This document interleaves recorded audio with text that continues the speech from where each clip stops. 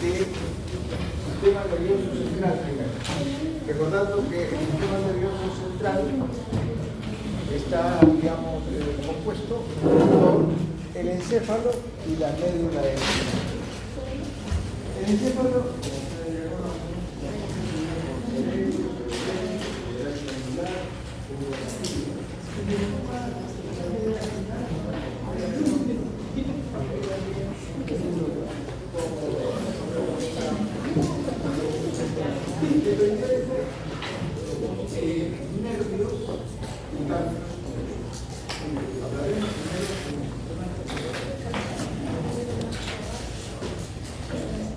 es un centro nervioso de procesamiento y control de las funciones del organismo. Entonces, lo primero que tenemos que conocer es utilizar solamente una idea de lo que existe y de preferencia circular en la tercera edición del libro de texto y atlas Gardner. Cualquier edición, pero si tienen la tercera, mejor. 2008, pero de ahí salen las preguntas. Tienen más literatura para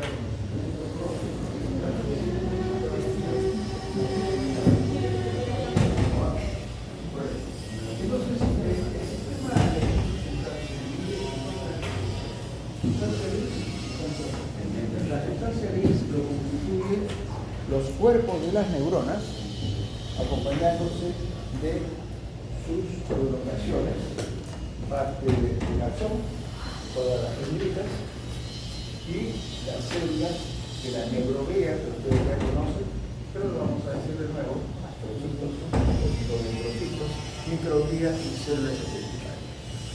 Mientras que la sustancia blanca lo constituyen únicamente los axones mielinizados, las células de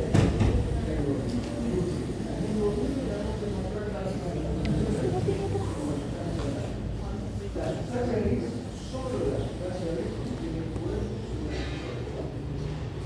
Sustancia gris, cuerpos. y la neurofila está asignada tanto sustancia gris.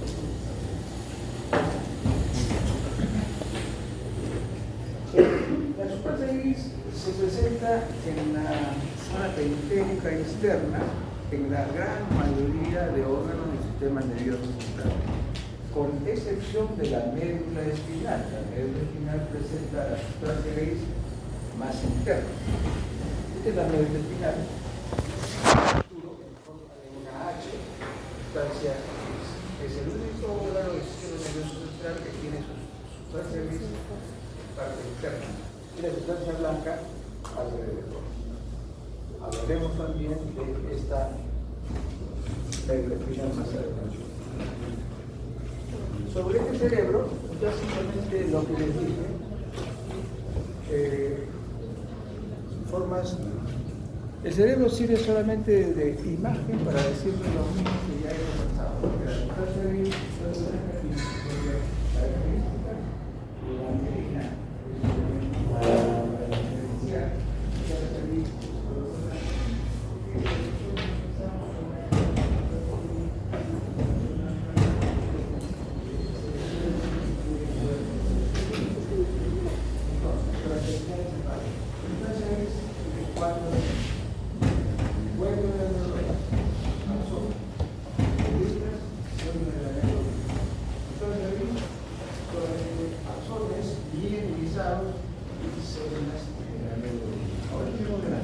Son tres capas que protegen, cubren y protegen los órganos del sistema nervioso. Estas tres capas son: la más externa es la dura madre, la intermedia es la aracnoides y la más interna, la capa que está sobre la superficie de cada órgano del sistema nervioso central, es la vía madre. La dura madre es bastante gruesa, por eso se llama pactis meninge, pactis es grueso, como paquidermo, grueso articular.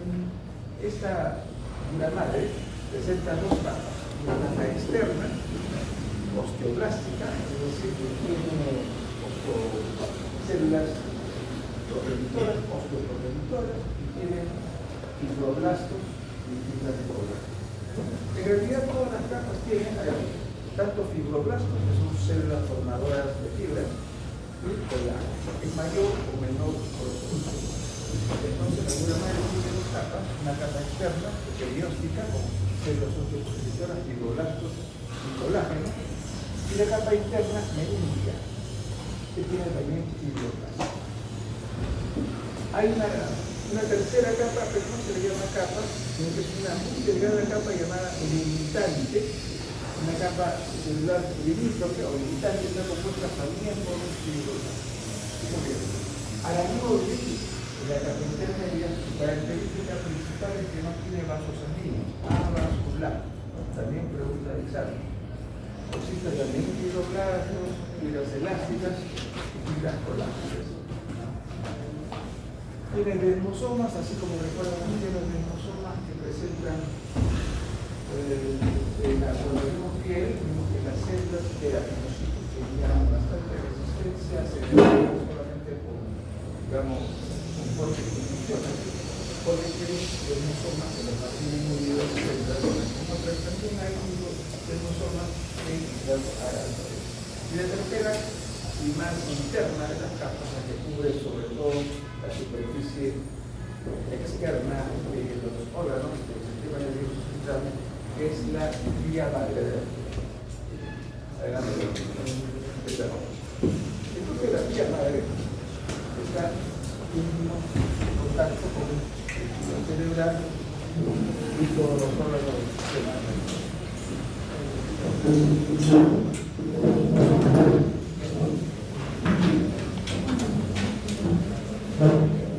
Acá tenemos un esquema de las meninges. Comenzamos con cuero cabelludo, escápula, cráneo, estúpido. Y acá están las meninges. Tenemos la dura madre, que hemos visto que tiene dos capas. Una capa perióstea con células osteoprogenitoras y también colágeno y fibroblastos. Y una segunda capa, capa meninge, que tiene también, lo que no tiene es periósteo, que no tiene tampoco células progenitoras, pero que tiene fibroblastos, colágeno, dura madre en capa meninge, segunda capa de la dura madre. A ver, hemos dicho en práctica que por encima de la dura madre hay un espacio epidural y por debajo de la dura madre hay otro espacio subdural, ¿cierto? Luego de la dura madre viene una segunda meninge, que es la aracnoides.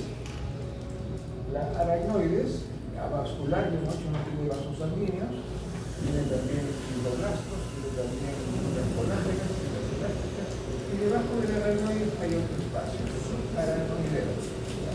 El espacio subaracnoideo. Muy bien. Por debajo del espacio subaracnoideo, la capa más interna, la que está en contacto íntimo con los órganos del sistema nervioso central, como es el cerebro, el intestino, etc., la vía madre. En este caso está sobre la corteza cerebral. Existe una barrera hematoencefálica, que impide que desde los vasos sanguíneos pasen al cerebro algunas sustancias que no se tienen que pasen, porque es una grande y hay es una barrera selectiva. Solo permite el paso de algunos solutos porque, digamos, no puede contaminarse el sistema nervioso. ¿Y por qué está constituida esta barrera hematoencefálica? Por tres elementos.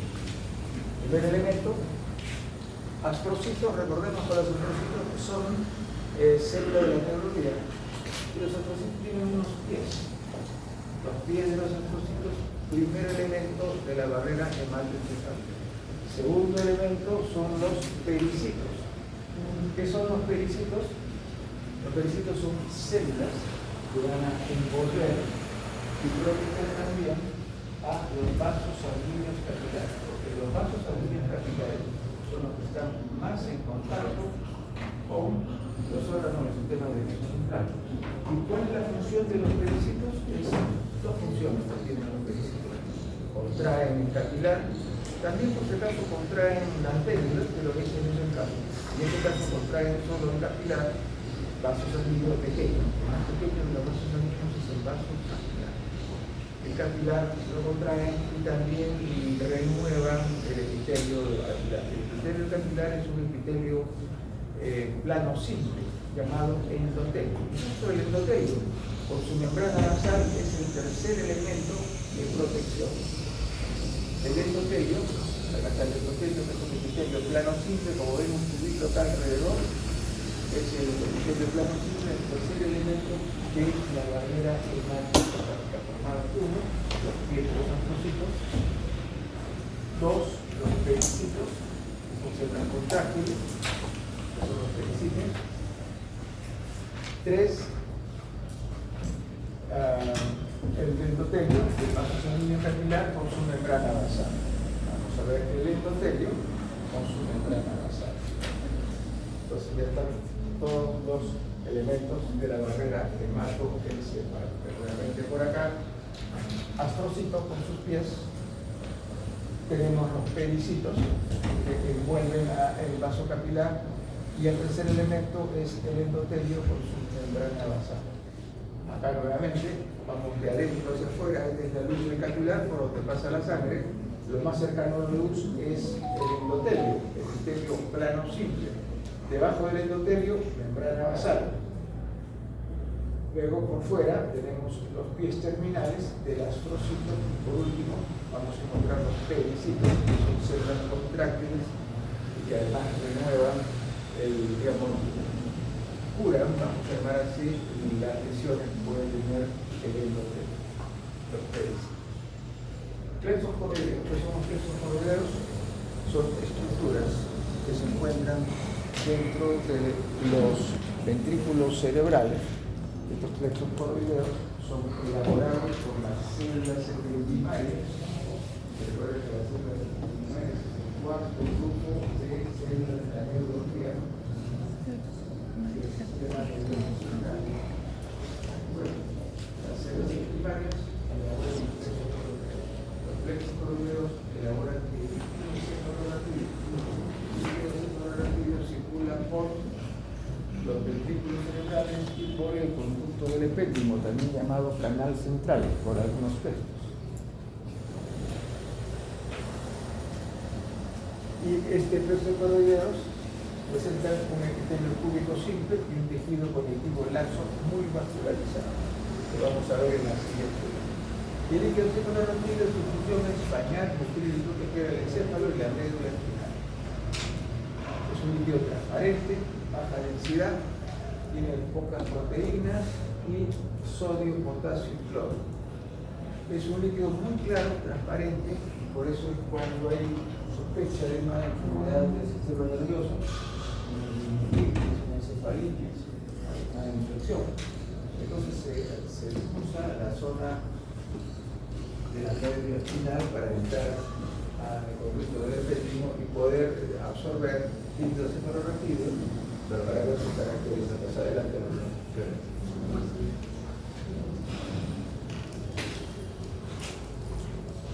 Presenta agua, iones, ya hemos hablado de iones, y células con una célula aquí tenemos lo que corresponde a plexo coroideo dentro del tercer ventrículo.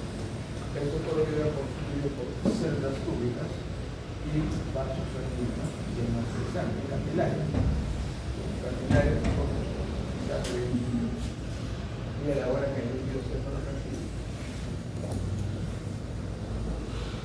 Y bueno, está el corte del cerebro para decirnos que con una técnica de Kruger Barrera nos podemos observar mejor los axones de la sustancia blanca, axones mielinizados, porque siempre hay patologías que se presentan de tipo neurológico en fase de algunos pacientes, y algunas veces puede tomarse una pequeña muestra para ver la calidad y función de los axones. La corteza cerebral cerebro. Corteza cerebral no es muy amplia, tiene hasta 5 milímetros más o menos.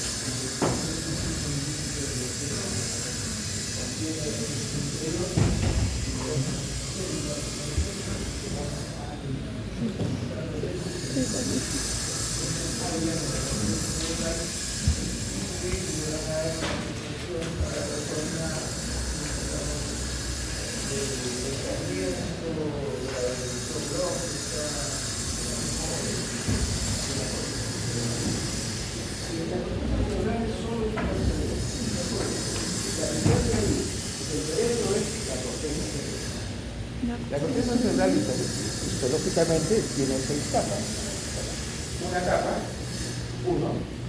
que es la capa molecular. La capa molecular tiene dos tipos de neuronas horizontales, también llamadas de nexus basal, que son la capa 1 molecular, y además recibe en el interior de la capa molecular 1 axones de otras neuronas, sobre todo de las neuronas o células de Martinotti que se encuentran en la capa número 6, que tiene axones muy largos, y este neurona, estas axones en la capa superior de la capa 1.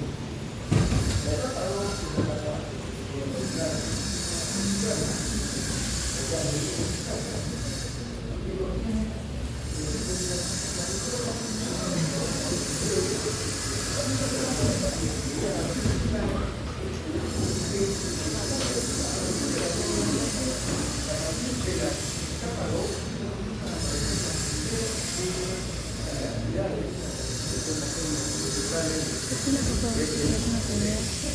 la tercera etapa es la capa piramidal externa, y ya las comienzan a multiplicarse un poco más, a hacer las piramidales y demás, y piramidales porque tienen forma de pirámide o de llave. Pasamos a la capa 4, que es la granulosa interna, con células granulosas, estelares, estrelladas, de la capa 2, pero más numerosas y más pequeñas. Y continúa con una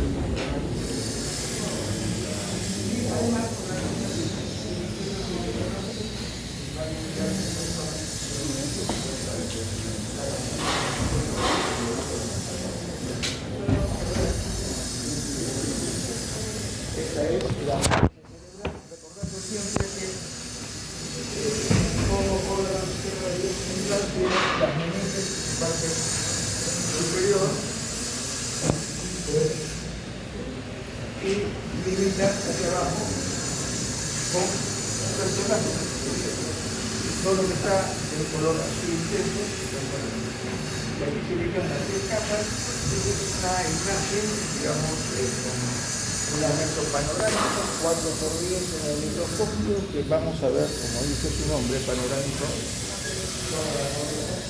Sin embargo,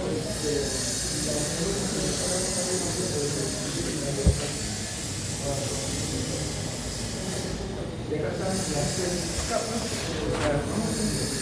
y que la vamos a desglosar en la siguiente diapositiva. Lo que está en verde, ya saben, sustancia blanca, y por encima de la capa 1 la célula. Estas son las neuronas que encontramos en las diferentes capas.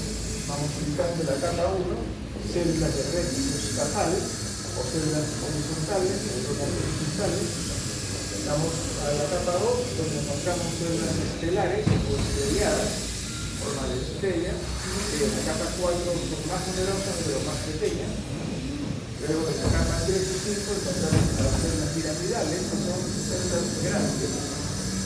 Y sobre todo la de la capa 5 son más grandes. Pero en general son células grandes y se denominan multipolares, porque el número de prolongaciones científicas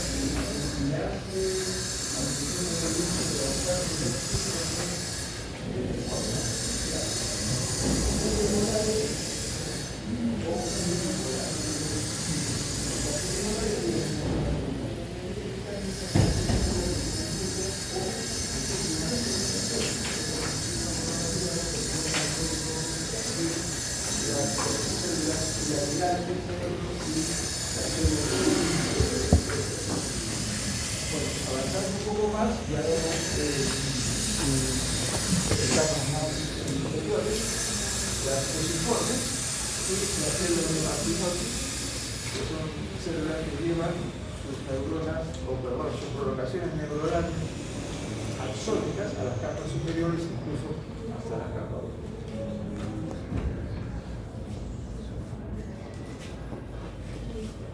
Aquí ya más o menos una síntesis de lo que ustedes van a ver. Estas capas tienen mucho que ofrecer en cuanto a conocimientos.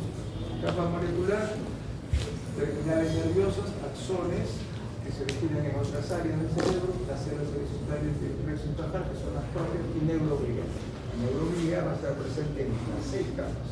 Siempre habrá neuroglía, porque si no es neuronas presentes van a necesitar la introducción. La granulosa externa, células granulosas en forma de estrella y neuroglía. Comienzan a aparecer acá también algunas células piramidales. La 3 piramidal externa, igual la neuroglía y hay mucho que en todas las superficies de la corteza cerebral. Las células piramidales van a crecer progresivamente desde el límite interno hasta el externo, el límite interno de la capa de la célula. La granulosa interna, las mismas células de la granulosa interna, pero más numerosas y más pequeñas. Se dice que la capa de células granulosas internas es la capa que tiene mayor densidad cerebral, mayor número de células.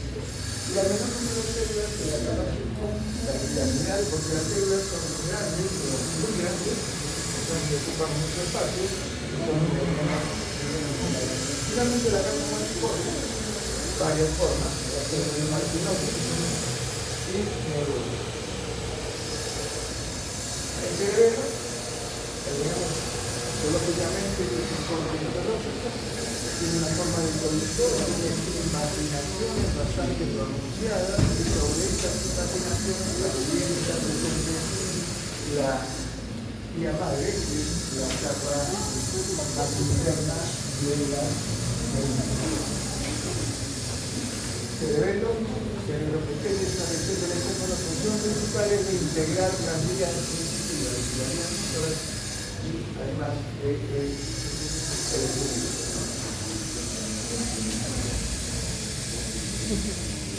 la corteza cerebelosa digamos bastante dejando una sustancia blanca, white matter, un poco menos.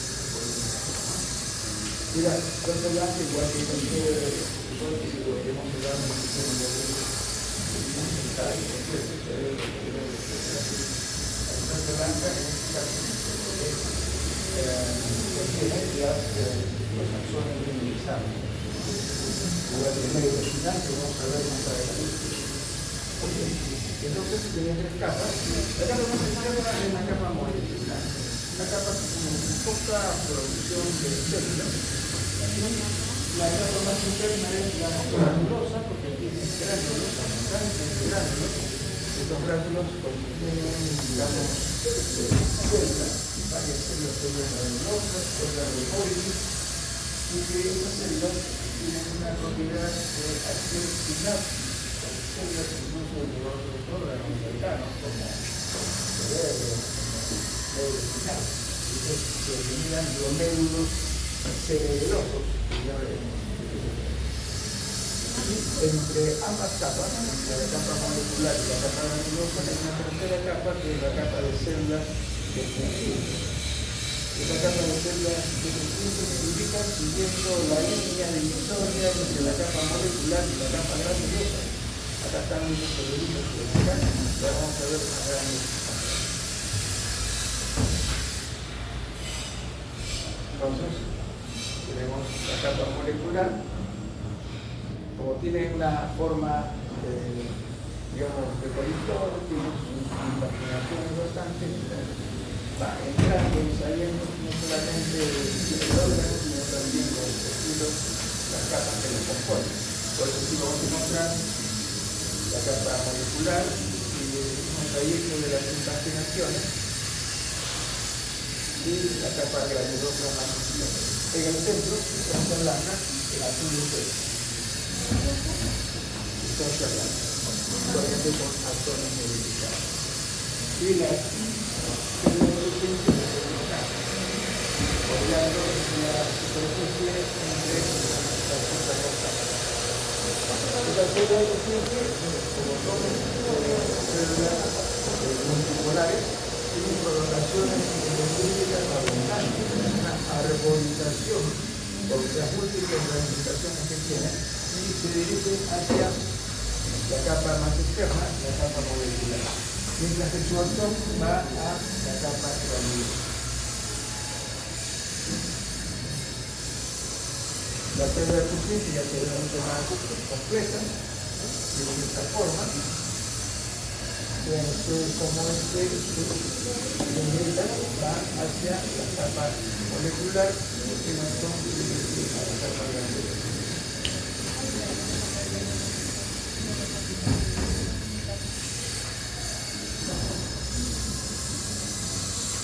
La capa molecular, acá ya lo corregiremos.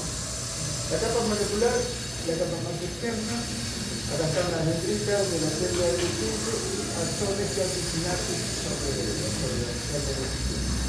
Muchos de ellos provienen de los gránulos del cerebro. También encontramos en la capa molecular células en cesto o células en canasta. Son unas células que tienen unas prolongaciones. Esas prolongaciones de las células en cesto o en canasta van a cubrir, van a proteger a los cuerpos de las células nucleares. Como una canasta, como un cesto, los envuelve. ¿Ven? Células en cesto, células en canasta. Y la capa granulosa, bueno, esto ya lo repetiremos para iniciar después, o si ustedes no lo tienen, lo pueden. Vamos a ver ya a las 8 de la mañana. No había revisado esa última parte, pero lo he actualizado un poquito ahora. Bueno. La capa granulosa es una capa más densamente poblada por estas células granulares que tienen gránulos.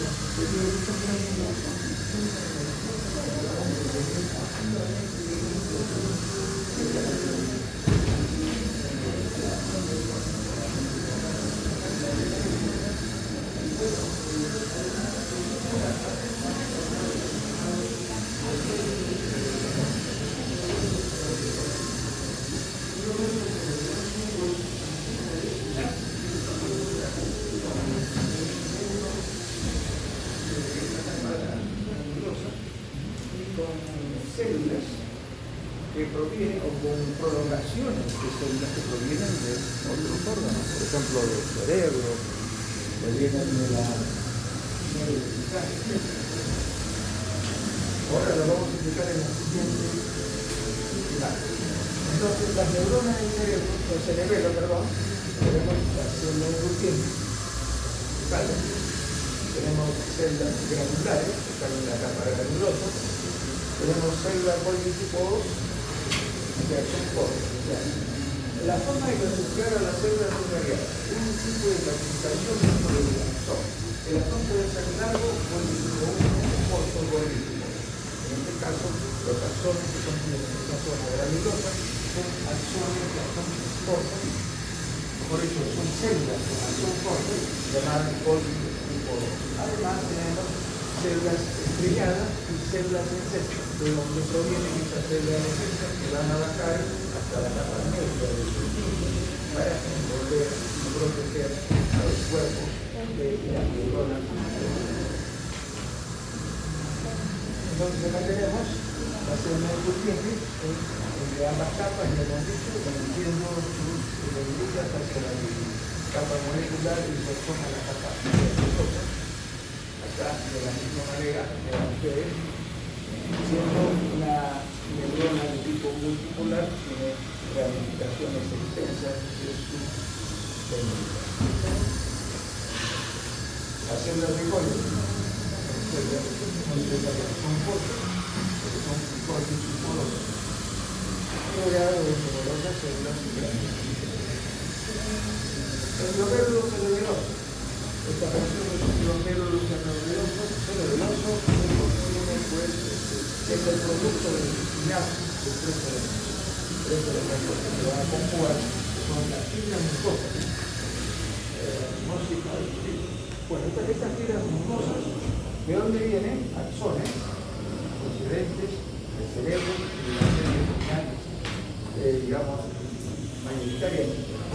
Pero estos son un cerebro y médula espinal con mayor proporción. Fibras mucosas. Luego vienen dendritas de la misma capa granulosa para la misma dendrita que van a formar parte de esta espinal. Y por último, axones de las células tipo Golgi-Low, estas células que son cortos. Estos son axones cortos, con el tipo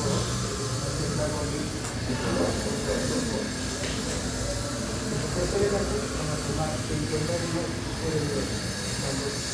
una sinapsis que va a compartir esa función del integrador.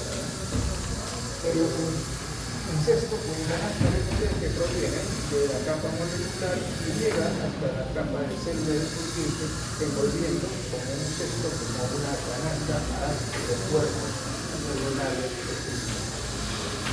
El cuerpo se toma de las células discutientes se encuentran rodeadas por numerosas fibras que forman una especie de cubierta con las células de cesto potente. Acá nuevamente, células sensibles como vienen, acá con una coloración especial que se puede utilizar mucho mejor, ¿no? Una arborización que vienen acá y envolviendo a los cuerpos de la también se le pueden llamar células en canasta de Cajal. Cajal ha sido muy conocido investigador español que tiene su nombre en varias estructuras histológicas y que vale la pena pues, seguirlo a este investigador. Sobre todo el sistema nervioso. La médula espinal contiene el cerebro como órganos sensoriales y motores. Bien, la médula espinal, vean ustedes, ya en práctica seguramente que ya hemos terminado, tiene primero, recordar siempre que la sustancia gris central, ¿de acuerdo? Y la sustancia blanca alrededor. La médula espinal tiene un cuerpo en forma de H, con una parte central como una especie de puente entre dos porciones de tejido grandes. Esta médula espinal en ambos lados, vamos a determinar este lado que va a ser igual que el otro, va a tener astas o cuernos, sin embargo vamos a llamarlo asa, que es lo mismo, astas centrales, que son anteriores, que son motoras, que son eferentes. Astas dorsales, que son posteriores, que son sensitivas, que son aferentes. Las astas laterales, a ambos lados también, tienen la misma conformación que las astas anteriores, que son eferentes y motoras, ya no son ventrales, sino que son laterales. Muy bien. Dicho esto, entonces, el canal central. Miren ustedes, el conjunto del epéndico en otros textos, o en varios textos de ese canal central, cuando lea canal central se están refiriendo al conjunto del epéndico.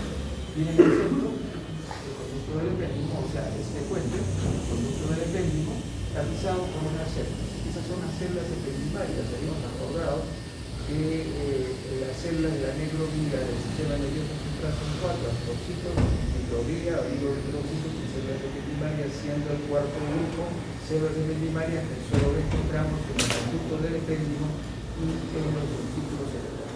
Acá está un conjunto del épendimo llamado canal central. Como está en el puente y tiene el puente un espacio bastante reducido, entonces quedan apenas unos espacios de sustancia gris. Esta es sustancia gris.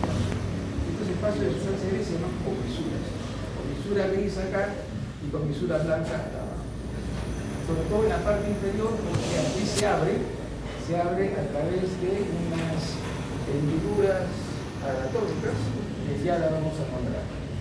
Entonces, comisura gris y comisura blanca son la misma parte. Ok. La sustancia blanca contiene igual axones mineralizados, contiene también neuroglía.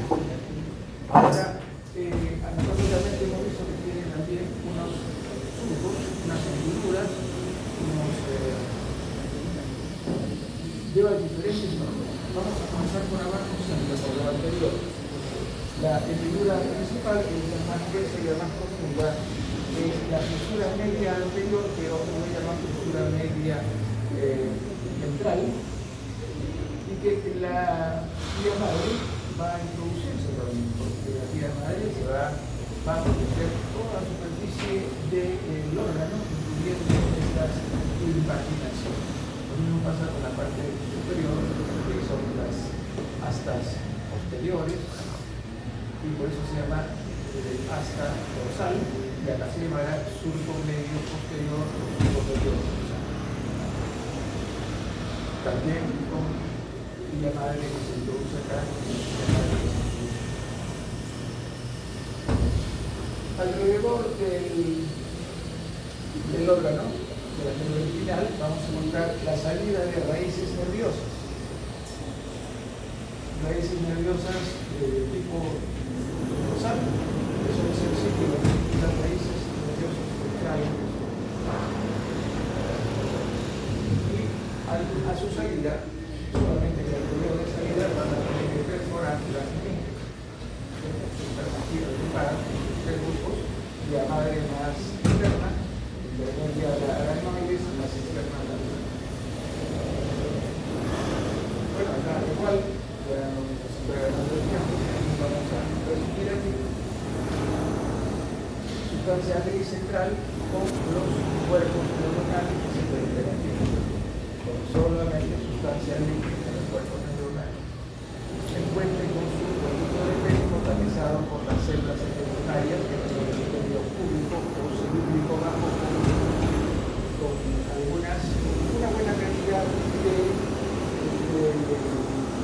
cilios, pero estos cilios no están completando todas las estructuras importantes. Está lo mismo, oriento de péndulo, canal central, células embrionarias con cilios, células públicas dentro de recordando que está rodeado de sustancia blanca. Entonces tenemos acá sustancia gris, sustancia blanca. ¿Cuál es la diferencia? Fácilmente, como ya lo habíamos dicho al principio, la sustancia gris es la única que tiene los cuerpos de la neurona, y la sustancia blanca no encontramos, porque en las neuronas encontramos absolutamente gran cantidad de sustancia blanca, los axones repuestos por su vaina de mielina. Mielina acá, axones etc. El neurófilo, que son pequeñas agrupaciones múltiples también, donde vamos a encontrar pues, todos los elementos del sistema nervioso. Sistema nervioso motor, vamos a hablar del motor, se divide en somático y autónomo. El somático es voluntario y generalmente está destinado hacia los músculos esqueléticos para el movimiento voluntario, que es el músculo de brazo, pierna, cadera, etc. Y que también se encuentra en algunos nervios. El sistema nervioso autónomo ya es involuntario. El sistema nervioso autónomo siempre es motor. Sin el sistema nervioso autónomo siempre vamos a encontrar el sistema simpático y parasimpático, y nosotros asocia siempre autónomo con motor y con simpático y parasimpático. Entonces, impulsos motores van a los músculos lisos, por ejemplo, pericarpismo, otro para el músculo cardíaco, ¿vale? Latido cardíaco, para el movimiento, vamos a ver que el tipo 4, toda la función cardíaca, tipo eléctrica, muy bien, y también para las glándulas, tanto glándulas endocrinas como exocrinas como glándulas animales, endocrinas como tiroides y trabejar. Y se subdivide el otro simpático y parasimpático. Esto también está en la práctica. Tenemos acá médula espinal, sustancia gris, de las cuales de las astas posteriores sensitivas aferentes van a salir los cambios de la raíz dorsal que son sensitivos. Bueno, acá están los diferentes órganos que van a ser inervados. Desde su tiempo para ir revisando y como un libro ir viendo la progresión. El sistema nervioso periférico consta de nervios y de ganglios. ¿Cuál es la diferencia? Los nervios son estructuras que tienen dos elementos: axones y tienen también tejido conectivo que sostiene. Esos axones de los nervios pueden ser indemnizados o no indemnizados, pueden ser motores, en cuanto a cambios nerviosos, tienen axones y además huesos.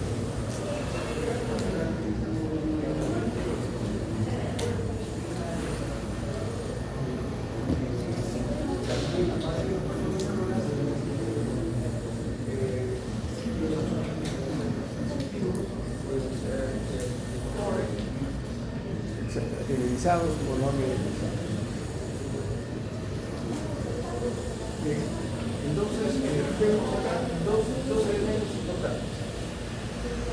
Así como en el músculo hemos visto envolturas, por ejemplo, el músculo, todo el músculo está envuelto por el epidicio, el músculo tiene fascículos musculares y cada fascículo está envuelto por el peridicio y el fascículo a su vez tiene fibras musculares envueltos por el endomisio. Así, entonces, el nervio tiene lo mismo. Todo el nervio está cubierto por el epineuro. El nervio tiene fascículos en su interior, fascículos nerviosos. Cada fascículo nervioso está envuelto por tejido conectivo llamado perineuro.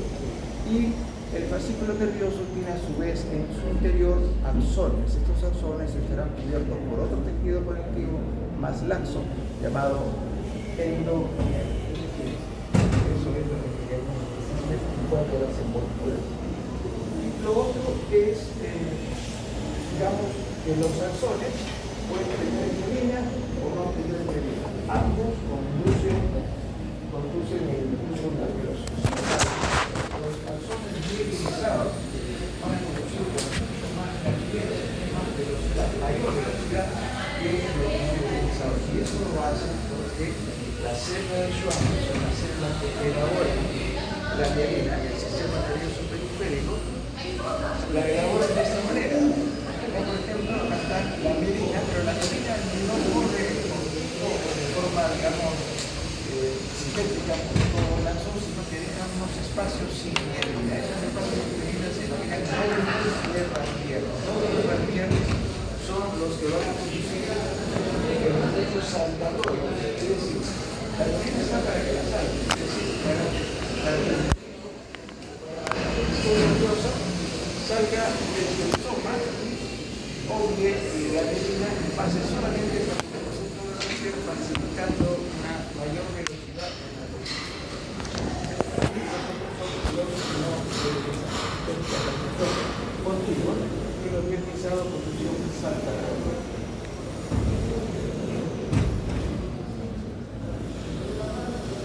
Ganglios periféricos tienen, hemos dicho, huecos de la neurona, pero también tiene sus axones.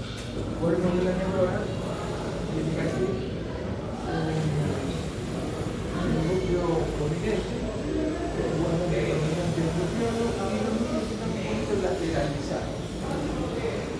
Tienen también bastante sustancia de partícula de inicio alrededor del citoplasma y los axones generalmente que pertenecen, o sea, cada cuerpo neuronal tiene sus axones, porque los axones están lateralizados hacia adelante. ¿Ven? Acá tenemos solamente para decirles que este es un corte psicológico de externa, que es el epineuro. Dentro se van a encontrar los fascículos nerviosos que están cubiertos por el perineuro, y cada uno de las fibras nerviosas, es decir, axones, tiene su estructura que es el endo. Acá, mucho más fácil, en verde, el perineuro, en azul, el perineuro, y en azul también, pero pequeño y en forma circular, el endo. La clasificación de las fibras nerviosas periféricas, es decir, de los axones, tipo A, muy mineralizados, tipo B, medianamente mielinizados o poco mielinizados, y tipo C, los que no tienen axones amielinizados. Bueno, los ganglios son un conjunto de axones y de cuerpos celulares y de neuronas fuera del sistema nervioso central, en el periférico, pueden ser sensoriales, pueden ser autónomos.